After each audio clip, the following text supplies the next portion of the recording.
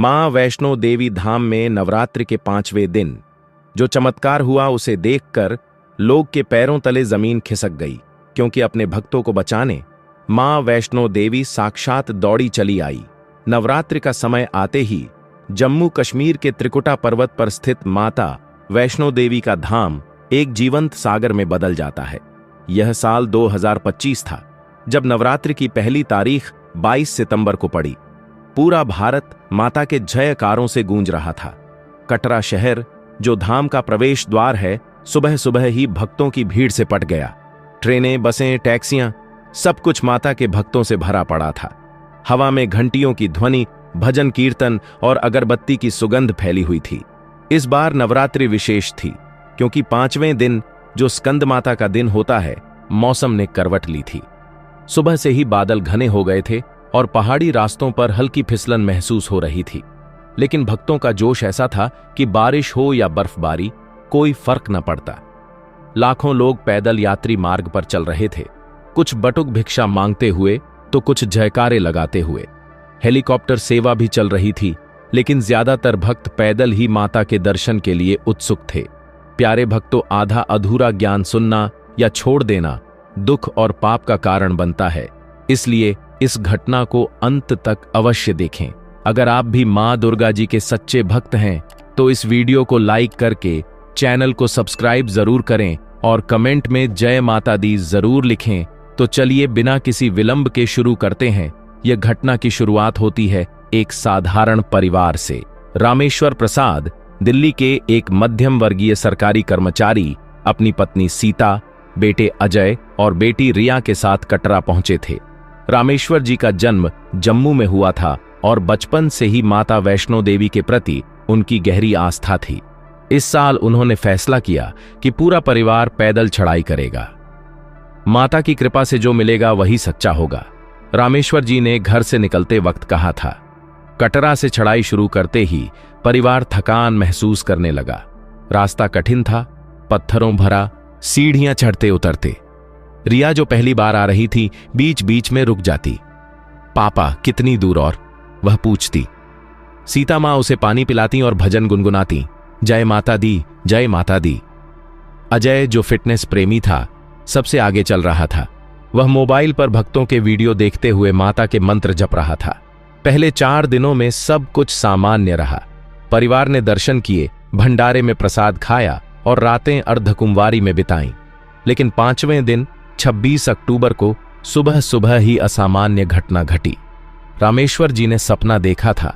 माता वैष्णो देवी स्वयं उनके सामने प्रकट हो रही थीं, हाथ में त्रिशूल लिए, और कह रही थीं, मेरे भक्तों को संभाल लो। जागने पर उन्होंने सीता को बताया, लेकिन हंसकर टाल दिया। सपना तो सपना है, माता सब संभालेंगी। उसी दिन सुबह धाम पर लाखों भक्त इकट्ठा हो चुके थे। स्कंद माता पूजा के लिए विशेष सजावट की गई थी। गर्भजूनल में फूलों की मालाएं, दीपक जल रहे थे। हवा में ठंडक बढ़ गई थी और पहाड़ों पर हल्की बर्फबारी की आशंका थी। मंदिर समिति ने घोषणा की कि चढ़ाई जारी रहेगी, लेकिन सावधानी बरतें।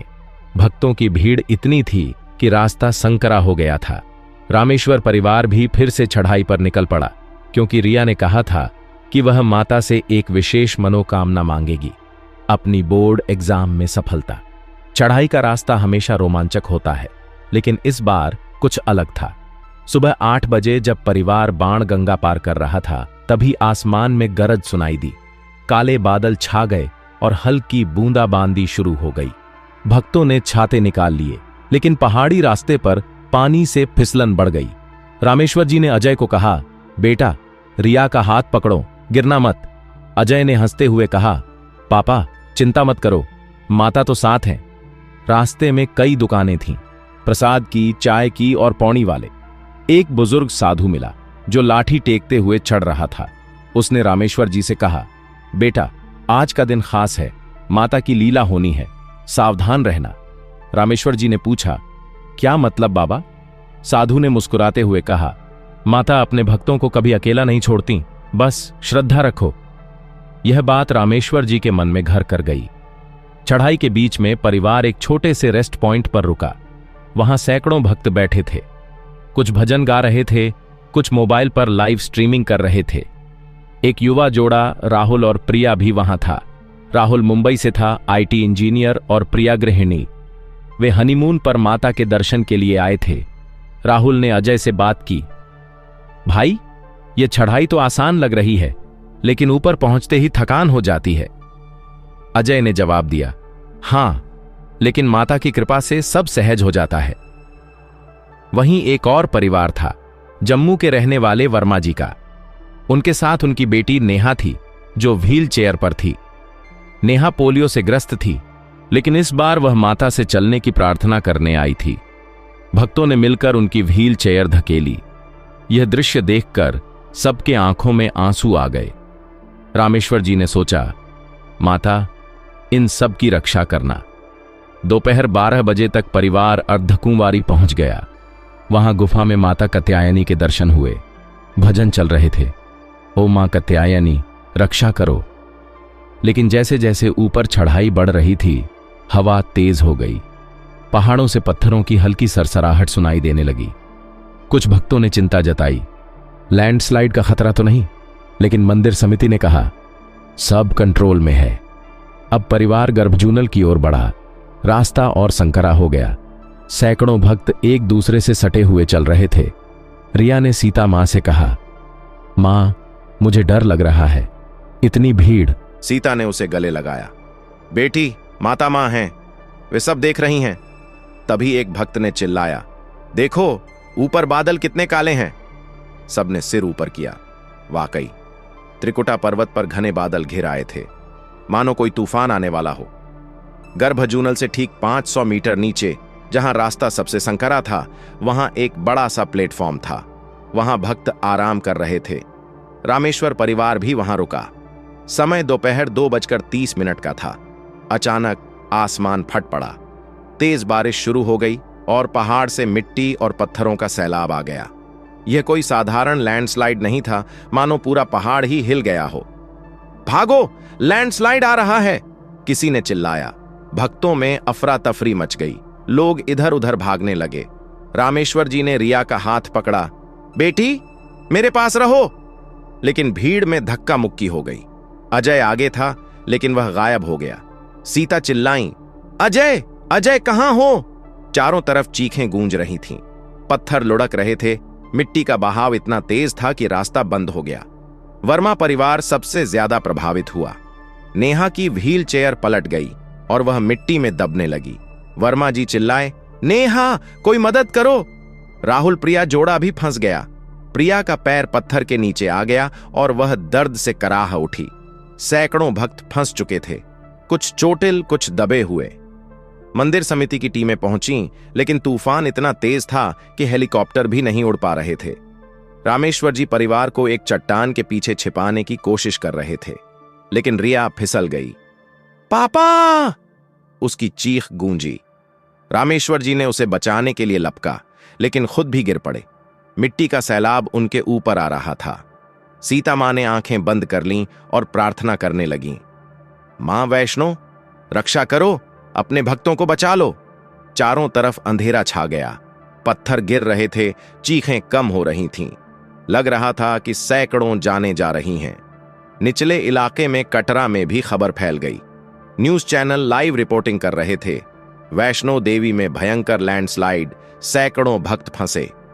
पूरा देश प्रार्थना कर रहा था, लेकिन ऊपर आपदा के केंद्र में सब कुछ शांत हो गया था। शांत, जैसे मौत का सन्नाटा। तभी वह चमत्कार हुआ जिसने न सिर्फ उन भक्तों के, बल्कि पूरे विश्व के होश उड़ा दिए। अचानक मिट्टी के सैलाब के बीच से एक तेज प्रकाश की किरण निकली, मानो सूरज पहाड़ के अंदर से उग आया हो। भक्तों ने आंखें खोलीं तो देखा, गर्भजूनल की दिशा से एक दिव्य आकृति दौड़ती हुई आ रही थी। वह आकृति कोई और नहीं, बल्कि माता वैष्णो देवी स्वयं थीं। माता का स्वरूप ऐसा था जैसे पुराणों में वर्णित, लाल वस्त्र धारण किए, हाथ में कमल और त्रिशूल, सिर पर मुकुट और चेहरे पर ममता भरी मुस्कान। लेकिन सबसे आश्चर्यजनक था उनका गति। वे दौड़ रही थीं। हां, माता साक्षात दौड़ चली आ रही थीं, मानो कोई मां अपने बच्चों को बचाने के लिए उड़ रही हो।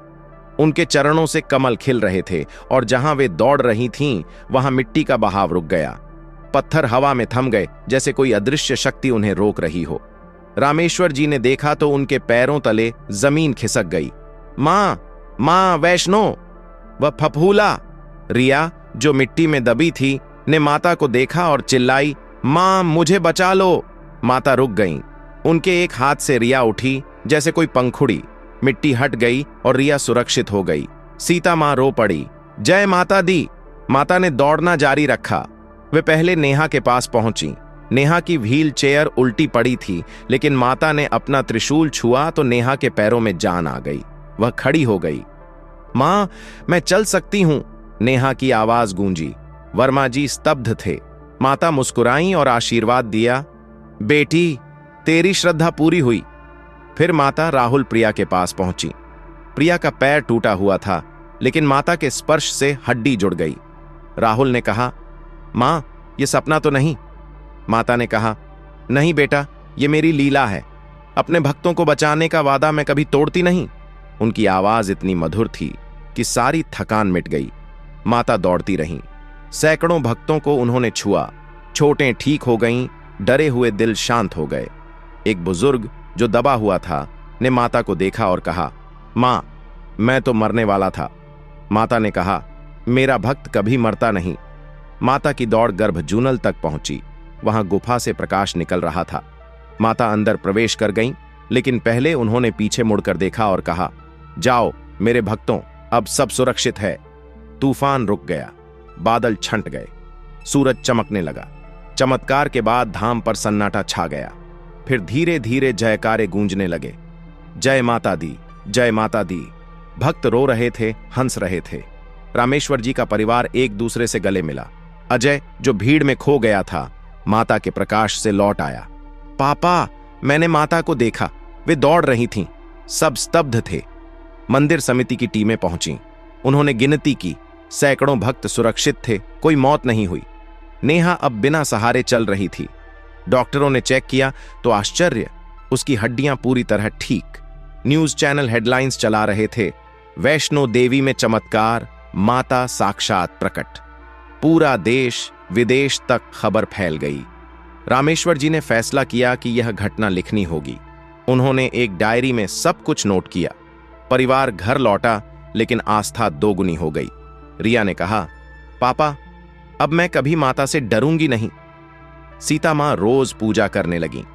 यह घटना न सिर्फ एक चमत्कार थी, बल्कि माता की ममता का प्रतीक। आज भी वैष्णो देवी धाम पर भक्त इसकी चर्चा करते हैं। और हां, यह सब सच्चा था, क्योंकि माता के भक्तों के लिए कुछ भी असंभव नहीं।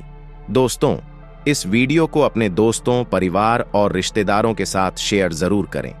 और वीडियो पसंद आई है तो वीडियो को लाइक करके चैनल को सब्सक्राइब जरूर करें और कमेंट बॉक्स में जय माता दी जरूर लिखें। धन्यवाद।